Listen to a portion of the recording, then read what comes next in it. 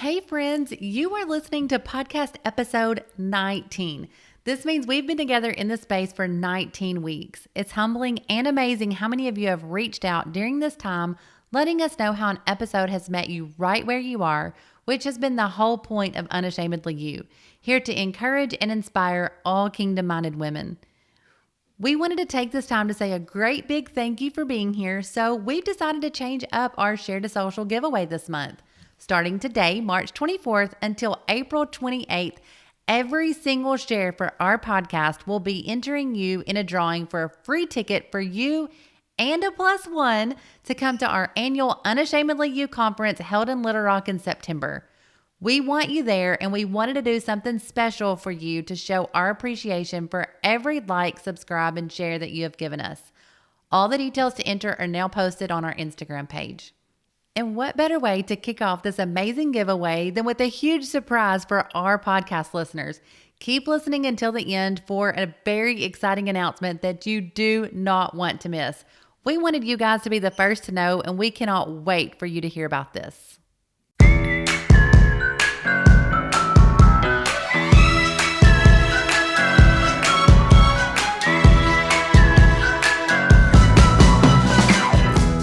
Hello and welcome to the Unashamedly You podcast, a space to enlighten, encourage, and empower you to go out and unashamedly be who God is calling you to be. I am your host, Jamie Herndon. I pray you hear less of me and more of Him as you listen to today's episode. Let's grow together.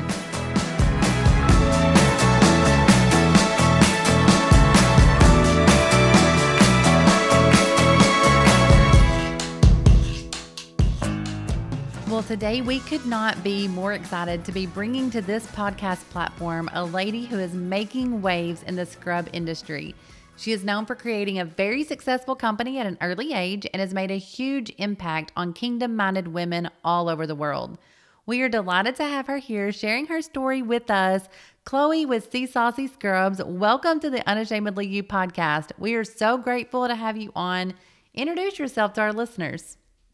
Hi, Jamie. Well, I am so excited to be here and talking with you. And thank you for your patience and the constant reschedules of making this episode happen. But I'm glad we were able to align today and get it recorded. But a little bit about me. I am a Southern girl from Baton Rouge, Louisiana, originally. I'm 28 years old, and I married my husband about 4 years ago and moved to St. Louis, Missouri to be with him. So we're in the middle of cold weather still, and I'm really missing the warmth that Louisiana provides, but not the humidity. I do not miss the humidity.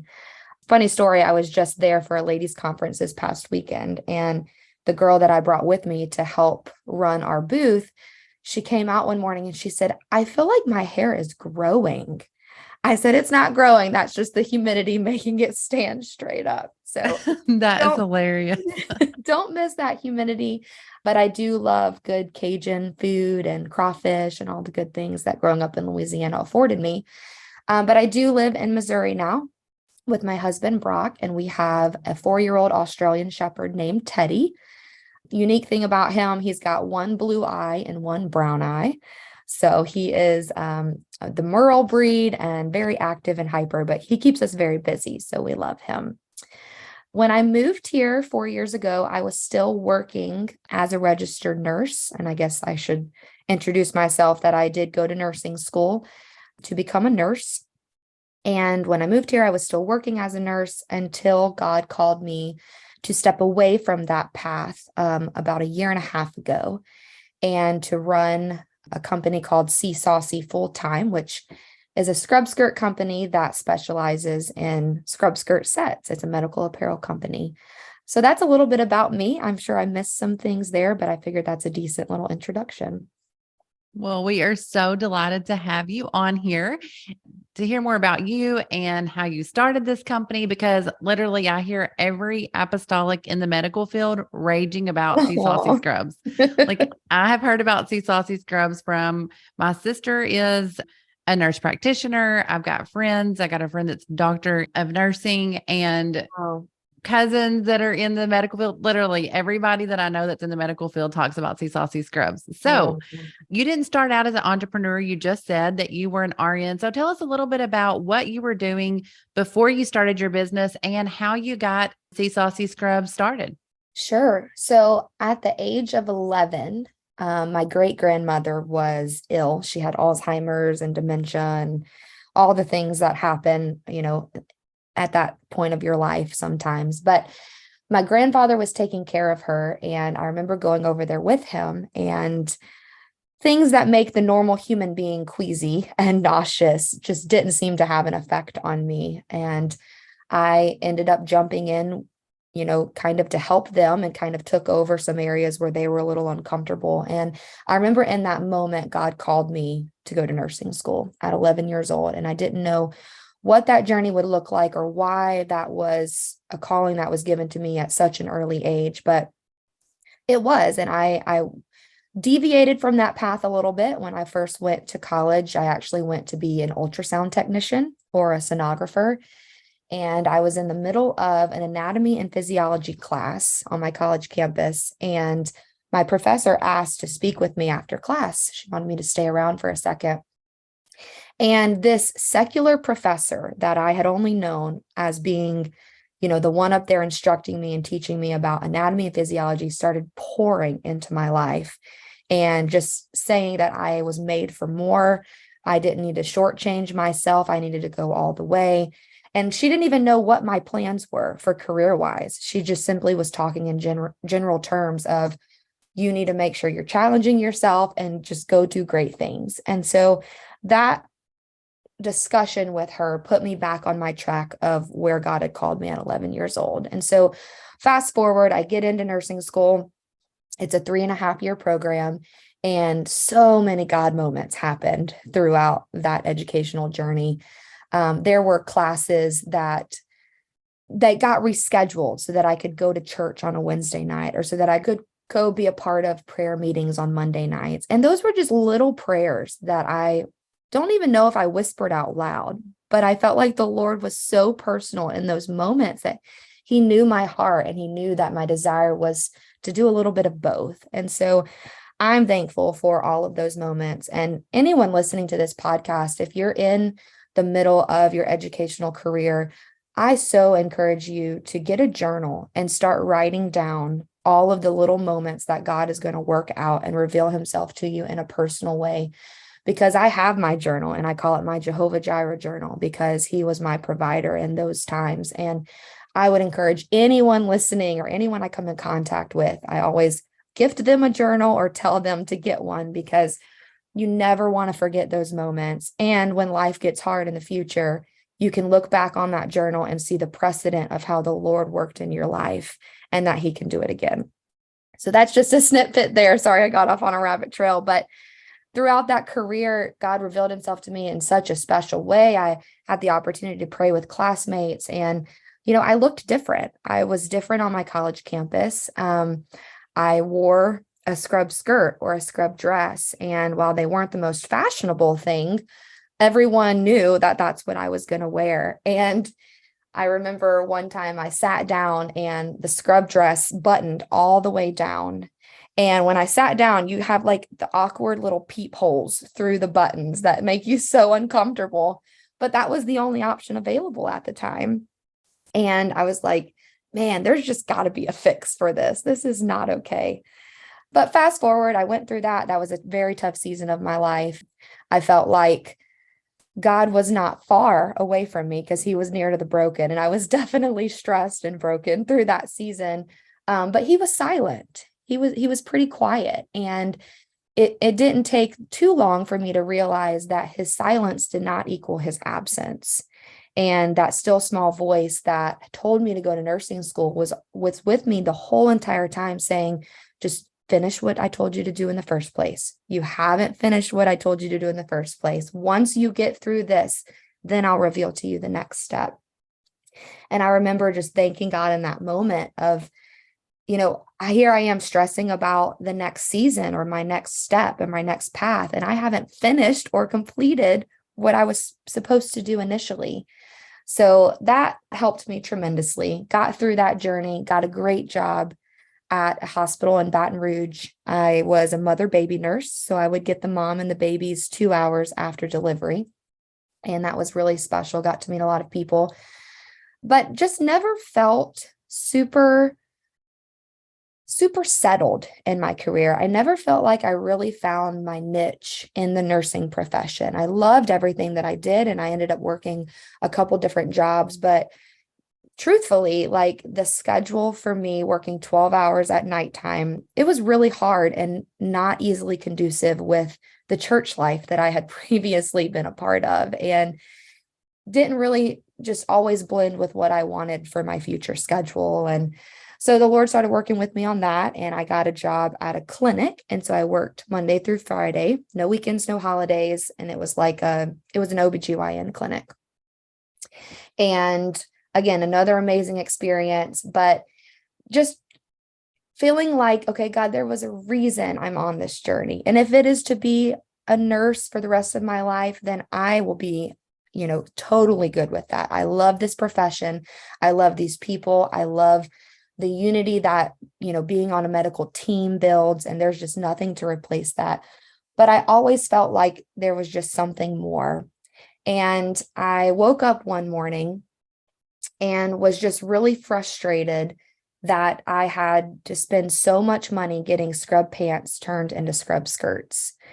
And at that job that I had just accepted, I needed 5 different colors of scrubs. So Monday would be black, Tuesday would be purple, Wednesday would be Caribbean blue. And I just remember stressing like, oh dear Lord, like I can't find scrub skirts anyway, much less need them in 2 weeks in all of these colors. And so, of course, my mom, she's amazing. She's always turned my volleyball shorts into a skirt throughout my life. And she's the one that instilled that confidence in me to remain different and to be who I am in any setting. But she took me to a scrub shop. We bought the 5 sets of scrubs. I bought my normal size. I brought them to a tailor. And the lady said, if you want this to be a medium skirt, then I need extra large pants to turn them into.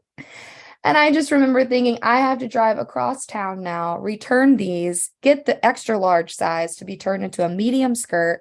And on top of that, pay an extra $60 a skirt for the alterations. And that is when I pretty much put my foot down and was like, you know what, Lord, you've been talking to me about this, but I gotta, I gotta do something. This is ridiculous. So that's kind of how See Saucy came into motion. It was strictly out of a personal need for me. And I've realized if I'm struggling with this, there has to be so many other ladies that just don't have a voice that I don't know about yet that are struggling with this. And so that is kind of how that initiated. And so to round about your question, I was a nurse before becoming an entrepreneur, and See Saucy completely and 100% started out as a need for me and me wanting to fill that need. That is so amazing. And that's really how every business starts. You see a need and you go to work on the need. I love a couple of things that you said. One thing that you said was God was silent, but silence did not equal his absence. Yes. We see so many times in so many situations in our lives where God is silent, but his silence does not equal his absence. He still brings peace. He still brings help. He still brings strength, but it feels like he's a million miles away because he's being silent, but it doesn't mean that he is a million miles away. He's right there with us every step. And then you had also said to go through the steps and he'll reveal the next step. How many times do we want to know what's next? I know my husband said not too long ago, it's like God gives you this big vision and it's way over here. And then he says he's going to order our steps. So that means step 1 and then step 2. Yeah. He's going to order our steps to get there. But I'm like, I see that over there and I want to jump over there really fast. Yes. I don't want to have to go through the steps, but you said you had to finish the one step and he was going to come through for the next one. So you see the need and you are fed up with it. So what happened next? Can I interject really quick on the silence part that you brought up? Oh, for sure. That has been something that's been a personal journey for me. And When you read the book of Esther, God is not mentioned one time in that book. That is the only book in the Bible, I believe, you can check me on that, where he is not mentioned one time. But that entire story revolves around his providential hand and his invisible hand leading and guiding and directing every part of that book. And so in that season of my life, that is what I attributed it to. It's God, I don't necessarily hear from you right now because I'm still completing the task you initially spoke to me about. But I know you are right there and you are guiding my every step. And so I have to trust that providential hand that is, yes, seemingly invisible to me, but oh, so close. Oh, so close. I've never heard that before. This is already so inspiring. Oh, So you see the need yes. and you decide to start your business. So tell us a little bit more how that got started.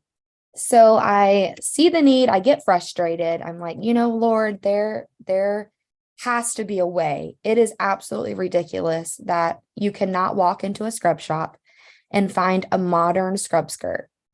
Okay. It's really difficult to walk in a scrub shop and find any scrub skirt. Usually you have to special order it. You get it in, it's, that awkward mid-calf link, that's cotton parachute material. You have to alter the mess out of it to even get it somewhat to where you'd be comfortable to wear it. And if you can find that in a scrub shop, then you might be in a southern state that's in the Bible Belt, because there's a lot of these other states that, they really don't see scrub skirts. So frustrating, yes. Pushed me to take action, yes. And I don't claim to have been the first person to have this idea. I think the Lord was looking around saying, you know what, this need needs to be accomplished. This is something that I need to happen. And I just need the first person to say yes, and they can run with it. And so I want you to know this is nothing by my own power or my own might. This is a truly inspired, God-breathed dream that I think I just, whether in my own naivety, agreed to say yes to. And I'm thankful for it because it's a fun ride, but it's definitely God that drives this business. So all of that happened. I woke up one morning and I said, you know what, Dad, I want to start a scrub skirt company. And I was still living at home at the time. And I said, and I woke up with what it should be called. And I already drew out the logo of what I think it should look like. And I drew it on a napkin. And my dad was like, okay. He said, can you not just go, buy a scrub skirt? And so I started to do my elevator pitch to him, which I didn't even know was a thing at that point. Because I went to nursing school, I can take your vitals, but like elevator pitches and stuff like that, that was so new to me. So I started to pitch this to him, and he had been a part of my journey the entire time. He knew the struggle, but when I really sat down and voiced my personal journey, it was like, okay, well then how can we make this happen? Around that time, someone brought the idea to me that there was an entrepreneurial competition happening at North American Youth Congress that year in 2017. And they just flippantly said, Chloe, you kind of have that entrepreneurial spirit, which I didn't know I did. You should put something together and be a part of this competition. And so I was like, you know what? You didn't even know that I've got this business plan that I want to execute.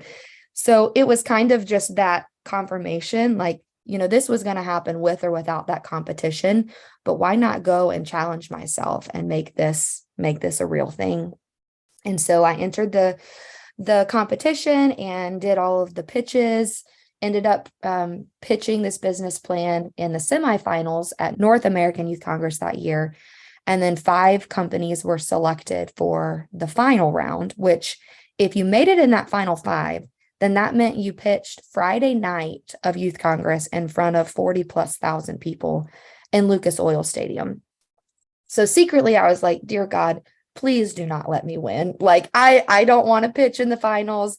You understand, I am not that type. I will speak to people, but singing in front of people, but 40,000 people, I just could not get over that. But again, when you say yes to all of it, and you submit your will over and over and over again. And so in that moment, God was like, you know what? You have to say yes again. So ended up pitching that night in front of 40,000+ people, and the Lord shined on us, and we actually took first place in that competition. And I'm thankful for that because of the exposure that we received And at this point, though, it was not even a company. I mean, I think we had purchased an LLC. We were working on product, but I did not have a finished scrub skirt until like the week before NAYC for me to pitch in. So from that, we gained tons of exposure. Our social media pages blew up. We were getting all these requests for things that was like, sorry, guys, we don't even have product yet. Like, you got to give us some time. Now we had some ideas and we had some things in the works, but it wasn't until after that where we really knew, okay, this is how great this need is. The response that we got. There was one youth pastor's wife there who told me, she told her young people, you will not eat tonight if you don't vote for that company, because you don't understand how we need scrub skirts, which made me laugh. Bribing kids of their food, that will make them vote really quickly. But anyways, it confirmed again the need for this. And so I was thankful to have that confirmation. And then after that, we started getting fabric suppliers and manufacturers together. Again, knowing nothing about, number one, me business. My dad has been in business. He and my mom have run several businesses and have always been entrepreneurs. But the apparel business has been something that we've all had to learn. So learning that process, getting fabric samples in, getting swatches in, not knowing what we're doing. I remember one fabric swatch showed up and it was literally like scuba wear. It was so thick. And we just laughed our heads off because we had been waiting so long to get this fabric swatch and we're so excited. And then we get it. And I could have, deep sea fished or scuba dived. It was so thick. So it was always a learning process, always a learning process. Every part of it, I felt like an amateur at, I know the Lord kept giving me inspiration and kept helping me, but I went to nursing school and felt very good about that education that I had. But this business stuff, I had no formal training in. And so everything was an uphill battle. Everything was a new challenge. Everything was me having to learn or educate myself or overcome an obstacle or even a skill set that I didn't currently have in that season. And so I know this has been a forming and a shaping process of me, but ultimately I had to keep the need at the forefront of my mind. And my brother, he used to be my youth pastor. And in one of the services, he talked about what ministry meant to him. And I've kind of adopted his terminology, and it's finding a need and meeting that need. And that is the simplest form of ministry. When you see a need, you do everything in your power to meet that. And so, yes, See Saucy is a business. We have to make money to be able to continue to provide this need, but it is such a ministry for me. The ladies we get to come in contact with, the stories we get to hear, the confidence that is built by looking professional and looking the part of the education that you just received, and now you look like you know what you're doing. And I know for females, it's not all about a skirt. It's not all about what we wear, but how we present ourselves is very powerful in how we perform.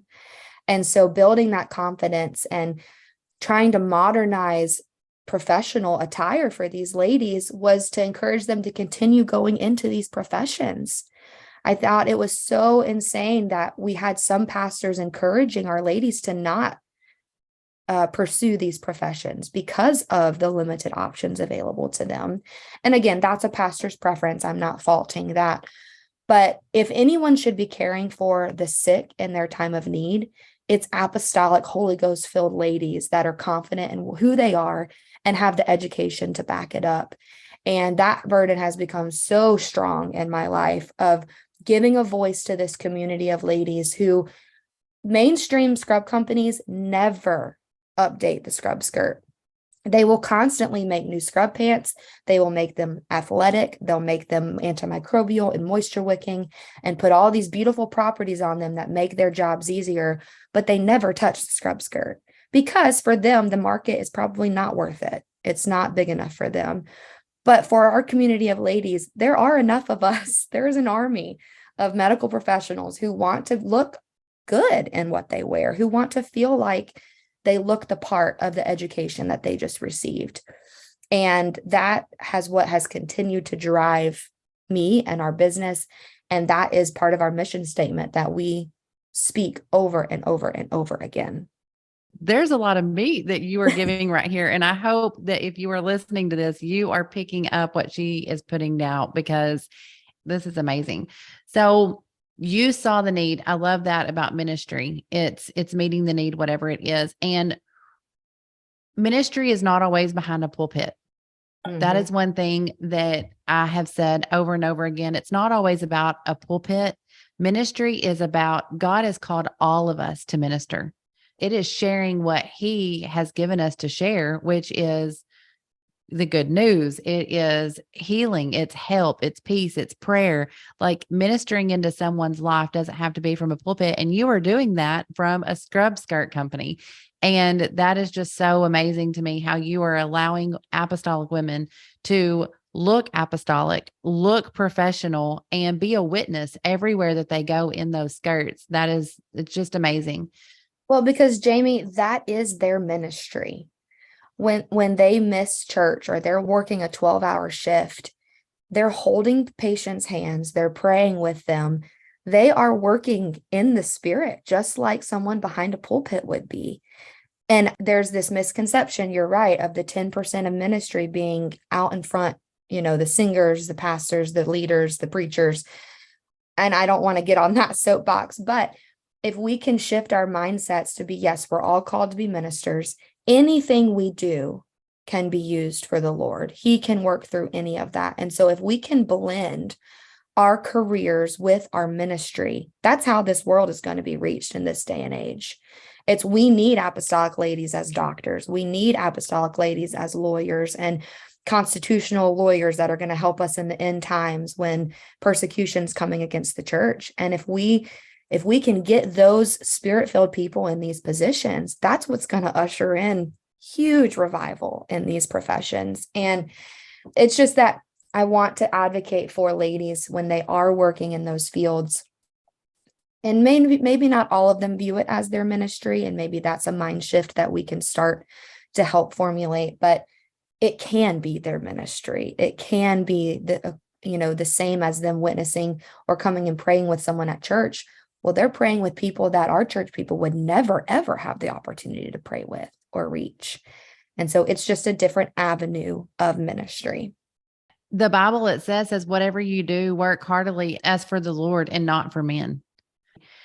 And 2 Timothy 2:15, the whole way that we got started with Unashamedly You, it says, do your best to present yourself to God as one approved, a worker who has no need to be ashamed, rightly handling the word of truth.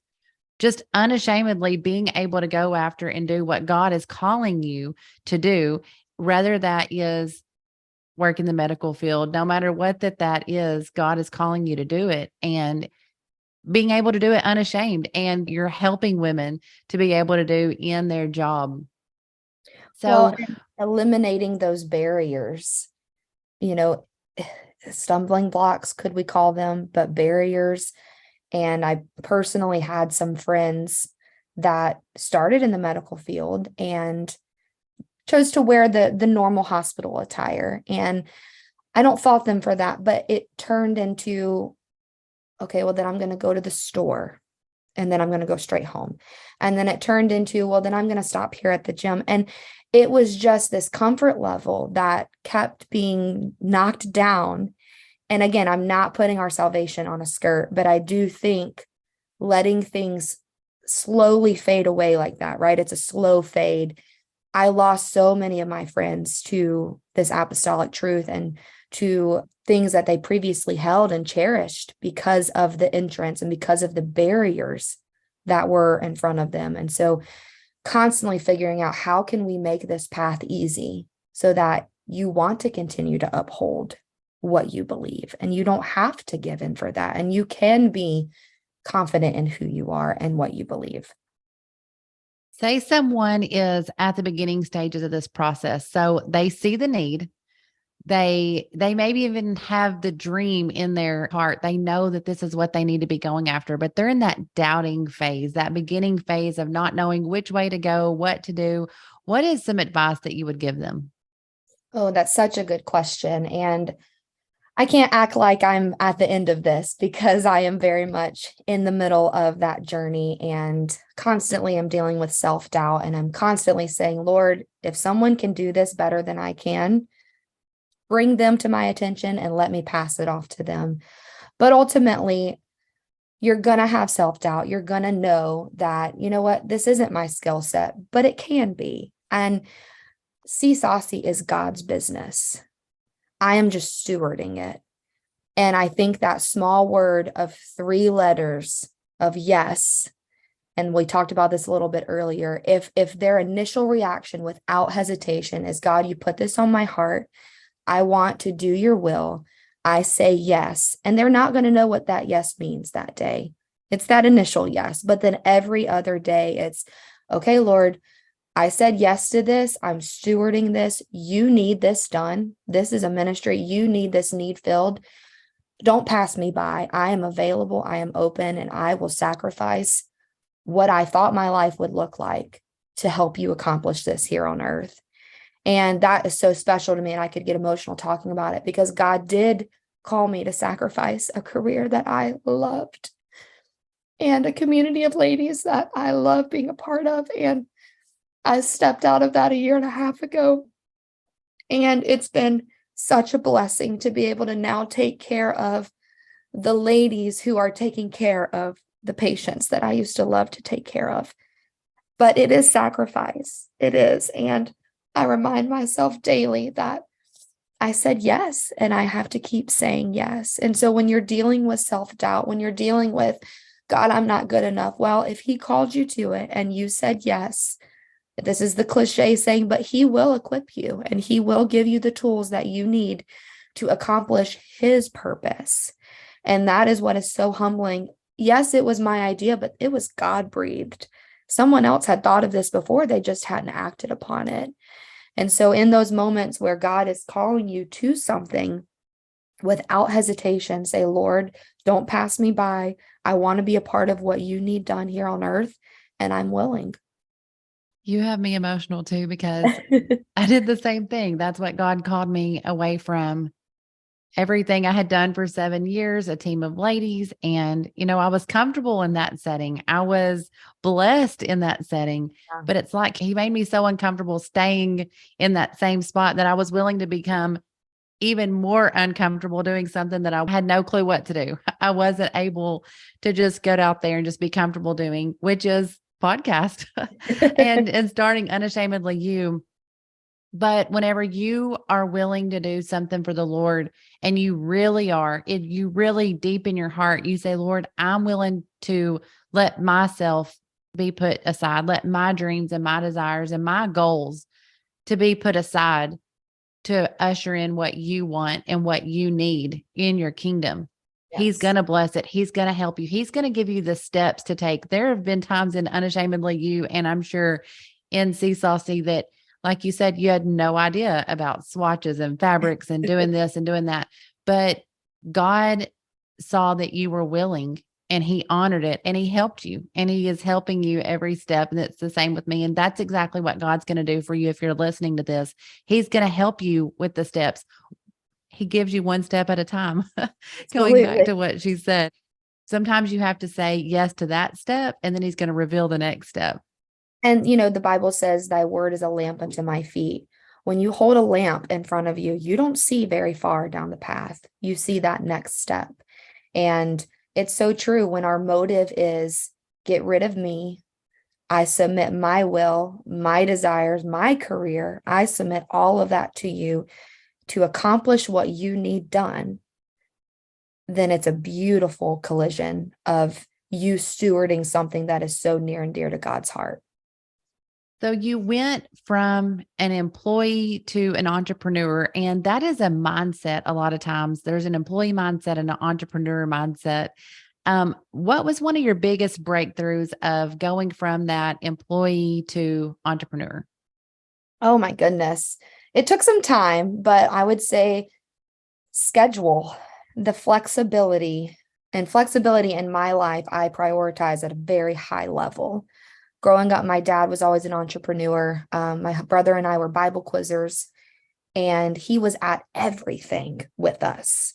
He worked really hard when he needed to, but he was able to be flexible because he had the freedom of that schedule. And coming from working in a hospital where it's just laid out for you what needs to be done, how long you need to be there, how you're going to be paid. It was definitely a difficult switch where now I'm coming into this new startup company where there's no policies and procedures put in place. There's no clock in, clock out. There's no like, okay, Chloe, you're done for the day. You can go home. No, it is around the clock, and I have to put those boundaries in place. And thankfully, I'm almost 5 years down the road now. So I have learned a lot more than what I did in the beginning. But freedom and flexibility of schedule for me is huge. And when I was working 12 hours and I knew something kind of didn't set well with me, that I needed to sit on a clock when I could get my work done much quicker. And so I'm thankful for that switch. But the mindset wise was this all rises and falls on me. I don't have anyone I can pass this off to. Thankfully, we've built a team now. And so we have great help. But like, I am the decision maker and I have the Lord to help give that provision with those decisions. But I don't get to clock in, stay under the radar, do my job, and clock out. I am absolutely the one that is making those final decisions and having to be inspired and having to constantly navigate things, making sure they align with the vision and the purpose. And so I would say my mindset had to shift from kind of just getting the job done. And you never, as an employee, want to be that type of employee where you just show up to, earn a paycheck and leave. But there's some seasons of life where that is warranted and you're going to feel like that. But now it's such a passion that my mindset is, no, I've got to do this just with extreme excellence because that's where I've called to do it. So good and so true. I'm sure you've been through the same. It definitely, saying it rises and falls. I mean, it's like if someone gets mad, they're coming to you. Yes. You can't pass it off to a boss. So it's like, okay, I better make sure that this is all done correctly. And doing with excellence is something that you have definitely done, because I have heard nothing but excellence from Saucy Scrubs, which is why you're seeing the success that you are seeing. Someone wants to follow their calling and they have a dream. What is the last piece of advice that you would give them? I think it ties back into something I think I've talked about a couple other times is say yes. That is the first step is, God, I am available, and say yes. And obviously prayer is a huge part of this. God can confirm that dream in your spirit because we deal with a lot of human emotions. Lord, is that me thinking of this, or did you put that in my spirit? And it can be a difficult task to kind of differentiate what is our human versus what is, from God. Well, the devil's not going to put a good idea in your head. I can promise you that. So if you are feeling a tug, it's going to be about saying yes and submitting yourself that, Lord, if this really is from you, I'm going to pray about this. Show me my first step that you want me to take. If that means that I start fasting until I hear from you, I want my spiritual disciplines to help me get the answers that I need to get from this. And ultimately, put your boots on and get to work and make it happen. And the Proverbs 31 lady, she was definitely dainty and she was in her household and she was good at that stuff, but she was also a worker and she was in the market and she was making trades and she was selling things and creating these fine fabrics. And a woman is so powerful and gifted in the dynamics that we can multitask, that we can be properly dressed and dainty and feminine when we need to be. And then we can be hard workers and we can be challenged and we can be strong and we are powerful. So my second part to that would be, once the Lord confirms it in your spirit, get to work. Wow. This podcast has been amazing. And I know it has been such a blessing to the person that is listening to this and to the Unashamedly You community. There's no doubt that dreams are about to come to pass. From listening to this episode, there's no doubt about it. And I can't wait to hear about them. So you guys, let us know how this podcast has blessed you. And Chloé, thank you so much. I know you're busy, you're an entrepreneur, you've got all the things going on, but thank you so much for taking time out of your busy schedule to be on and to share these golden nuggets with us today. We are so blessed to have you. Oh, Jamie, it was such an honor. Thanks again for having me on. Many women have done excellently, but you surpass them all. Charm is deceitful and beauty is vain, but a woman who fears the Lord is to be praised. Give her of the fruit of her hands and let her works praise her in the gates. We hope that you enjoyed this week's episode on the Unashamedly You podcast. And now for the big announcement that you all have been waiting on. Hey, podcast listeners, it's Chloe here, and I'm so excited to be joining all of you at the Unashamedly You conference in Little Rock, Arkansas, September 22nd and 23rd. Make sure you grab your tickets. This is going to be an amazing event that you do not want to miss. I can't wait to see you there.